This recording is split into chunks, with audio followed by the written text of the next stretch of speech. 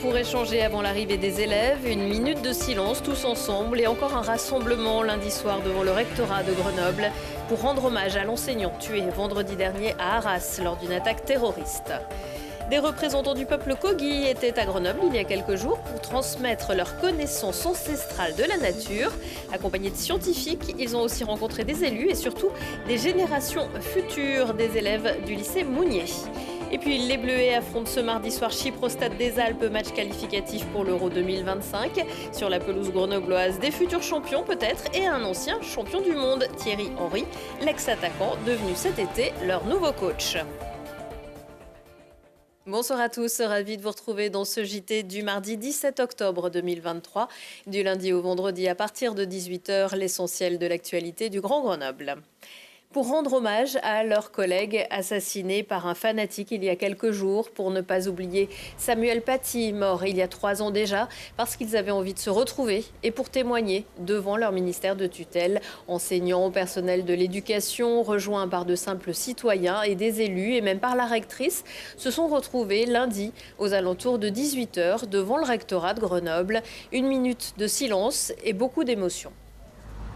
Il faut tous faire front face à toutes les violences, mais il faut aussi essayer de songer en dehors de penser d'abord à la famille de Dominique et à la famille de tous les blessés qu'il y a eu à Arras, de penser aussi à qu'est-ce qu'on fait à l'avenir pour ne pas être seulement dans la sidération immédiate, mais à réfléchir comment on fait pour que l'école soit un lieu qui soit perçu plus positivement par nos élèves et puis par la société tout entière, et que les collègues ne servent pas d'amortisseurs de toute la colère sociale qui existe dans le pays ou des colères politiques qui s'expriment vis-à-vis de l'État ou de la République en général. Il faut faire attention à ce qu'on appelle de la sécurité. Si on considère par exemple que mettre des portiques, comme c'est le cas dans les lycées de la région, ou de mettre des caméras à tour de bras dans les établissements, ça crée la sécurité, c'est pas ça qui va empêcher ce qui s'est passé malheureusement à Arras. C'est particulièrement qu'une caméra, à part filmer ce qui s'est passé et après pouvoir agir, ça ne va pas empêcher les choses.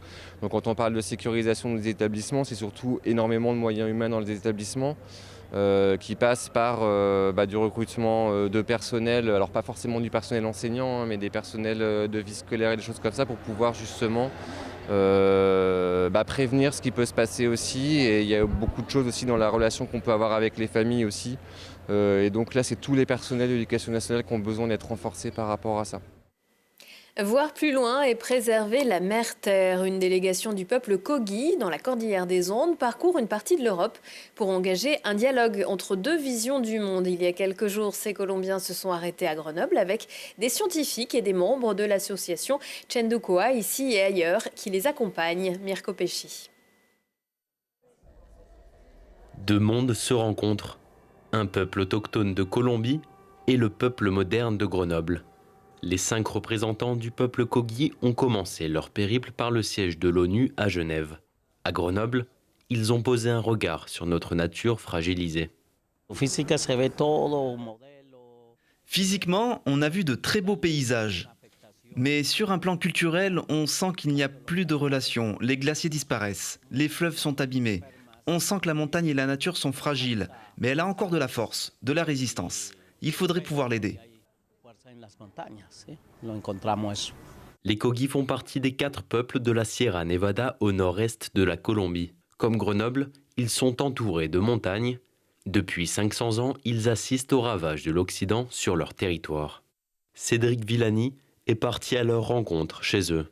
Quand les conquistadors sont arrivés pour tout écraser, les Kogi et les autres peuples frères se sont réfugiés dans les hauteurs de la montagne, ils ont été protégés.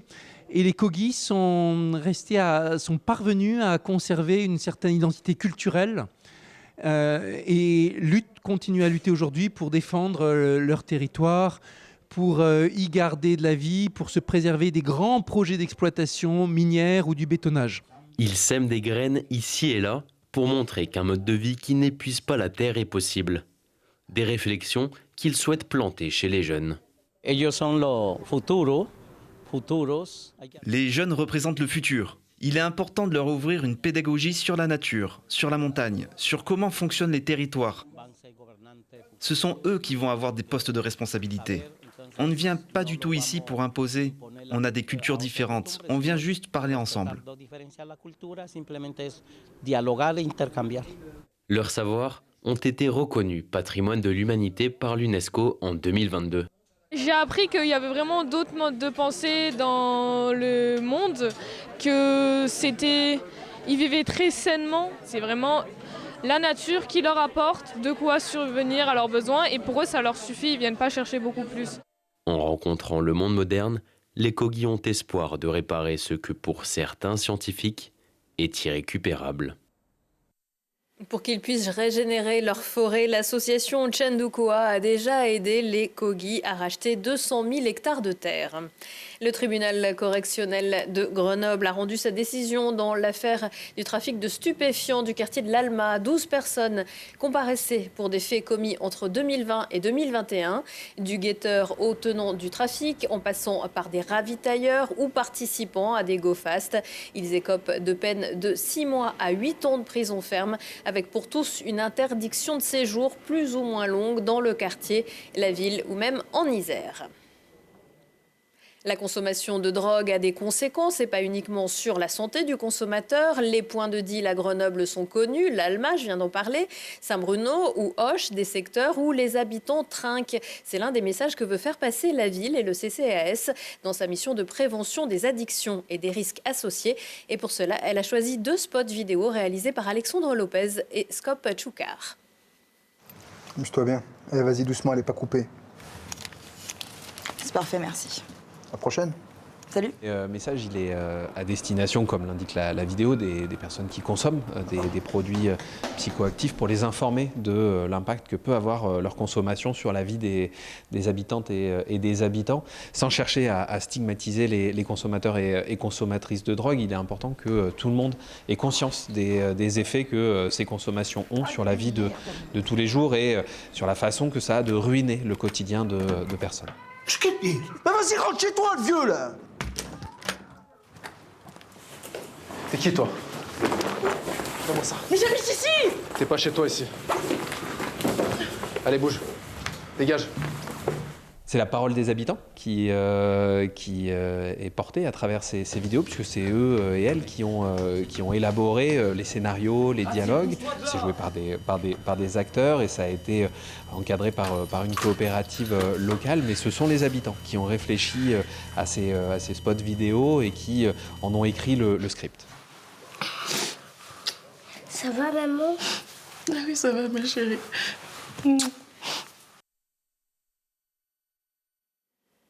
Des spots visibles sur les réseaux sociaux de la ville et également sur Télé Grenoble.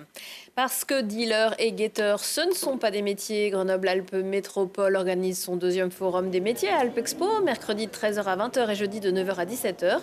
L'occasion de découvrir les métiers, les entreprises qui recrutent, espaces ressources, pôle café-restaurant, fonction publique territoriale, bâtiments travaux publics, santé ou numérique, bien d'autres, sans oublier un large espace consacré à l'industrie, avec aussi des ateliers, des conférences et des démonstrations.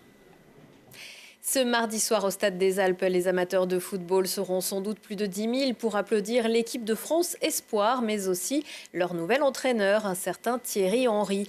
Pour la 4e fois en moins de 2 ans, les Bleuets retrouvent la pelouse grenobloise qui leur a toujours porté chance. Camille Avon, Lucille Dailly. L'étape grenobloise est devenue une tradition. Chaque année, les Bleuets colorent les tribunes du Stade des Alpes. 4 mois après sa dernière visite, l'équipe de France Espoir revient en match de qualification pour l'Euro. Mais cette fois-ci, la billetterie s'enflamme. Aux commandes de cette équipe, Thierry Henry, tout sourire, s'amuse de cet engouement mais s'en réjouit pour tous ses joueurs. Avant, peut-être il y aurait peut-être moins de monde, tant mieux pour nous, tant mieux pour les joueurs, tant mieux pour l'équipe de France Espoir. Je pense que c'est toujours mieux de jouer dans un stade plein. Peu importe s'ils viennent voir Warren, Ellie, moi, Arnaud, Ryan, s'il y a les Lyonnais qui sont pas loin quand même. Donc voilà. Et ils sont tout près de leurs rêves, près de celui qui les a fait rêver, Thierry Henry, l'attaquant prodige révélé par les Bleus, champion du monde en 98, champion d'Europe, meilleur buteur jusqu'à l'année dernière, une expérience immense qu'il prolonge désormais avec professionnalisme, mais avec une passion intacte. Déjà, c'est un coach qui a été joueur, donc il sait comment les joueurs réagissent, il a l'expérience d'être joueur. Donc il sait ce qu'on va faire, comment on va réagir, ce qu'on fait. Et je pense que c'est important et il est là pour nous, il nous parle beaucoup, il nous charrie beaucoup, il rigole avec nous. Et je pense que c'est une bonne chose. Une bonne chose aussi pour Grenoble qui n'avait jamais vu la légende d'aussi près. Bon, c'est pas Grenoble, mais je joue à Cessigny, je sais que c'est pas loin. En Gambarde, voilà. Et toi ? Non, jamais. Jamais joué à Grenoble. Grenoble, de toute façon, c'est une ville de sport. Que ce soit la montagne, le rugby, hockey, de toute façon, football, c'est une ville de sport. Donc. La petite histoire retient qu'un Grenoblois a battu son record de buts avec les Bleus. La grande histoire retiendra peut-être qu'il deviendra le prochain sélectionneur à amener une étoile supplémentaire sur le maillot. Et le résultat du match France-Chypre, ce sera dans l'édition du JT mercredi. L'ancien champion du monde qui a aussi adressé un message de sympathie à celui qui rêvait de soulever la coupe à la maison et a vu ses espoirs anéantis dimanche soir face à l'Afrique du Sud. Le capitaine des autres Bleus, Antoine Dupont. J'aimerais bien parler aussi de Dupont quand même. C'est pas bien de sortir un joueur mais extraordinaire. Je pense que ça peut être un exemple pour tout le monde, pour Warren. Là, on est en train de parler quand même que tu te pètes ici, tu reviens, c'est lui qui lançait toutes les attaques, c'est lui qui arrêtait tout le monde, c'est lui qui plaquait, qui mettait sa tête, et puis le voir pleurer à la fin. Il y a eu de tout, il nous a montré qu'il était humain, il nous a montré que c'était un guerrier, il nous a montré qu'il avait du talent, il nous a montré qu'il avait de la technique. Bravo l'Afrique du Sud, on ne parlera pas de l'arbitre, parce que ça a déjà été fait, je pense, aujourd'hui et hier. L'équipe de France, merci. Le coach, merci, mais Dupont, franchement, chapeau bas. D'un champion à l'autre, c'est complet, mais on pouvait s'en douter. Après avoir quitté le circuit international de biathlon, Martin Fourcade a décidé de monter sur les planches de théâtre. Et c'est à la MC de Grenoble que le multi-champion olympique et du monde crée son spectacle hors piste qui retrace son histoire. Il est présenté mercredi et jeudi soir. Un seul en scène qui s'arrêtera à Paris les 9 et 10 novembre, c'est complet également, avant de partir en tournée avec un passage notamment par Chambéry en février. Le Grand Théâtre de Grenoble accueille mercredi la compagnie Lapsus pour le chant du vertige, un cirque de poésie qui célèbre le vivant, met en mouvement les pensées et décloisonne les imaginaires. Acrobates, danseuses, jongleurs perdent l'équilibre, chutent, se relèvent, comme Antoine Dupont. Par leur ballet, ils interrogent aussi la crise environnementale et ouvrent le champ des possibilités. Les 10 jours de la culture métropole, c'est maintenant. Parmi les propositions, quitter son caillou avec plusieurs représentations. À partir de mercredi, à l'Hexagone, à Mélan, un ciné-concert à la croisée du documentaire, du cinéma d'animation et du numérique. Un danseur, une anthropologue, une chanteuse lyrique, un spationaute et une agricultrice parlent de leur enfance, des événements qui ont marqué leur vie et des obstacles auxquels ils ont dû faire face pour suivre leurs rêves. Un spectacle à voir à partir de 7 ans. Si on parlait, vous donne un avant-goût de la foire de Grenoble et voyage aux États-Unis, comme le font chaque jour ces passionnés de Harley Davidson qui, pour l'occasion, sortent leurs engins de la concession de Fontaine, avec aussi l'Isère qui mord à l'hameçon des sports américains, le softball qui fait un carton avec un club champion de France. Et ne prenez pas la pause, soyez vous-même. Une photographe va saisir votre beauté naturelle et vous réconcilier avec votre image. Retour de l'actu dans 1 heure et en replay sur télégrenoble.net. Excellente soirée à tous.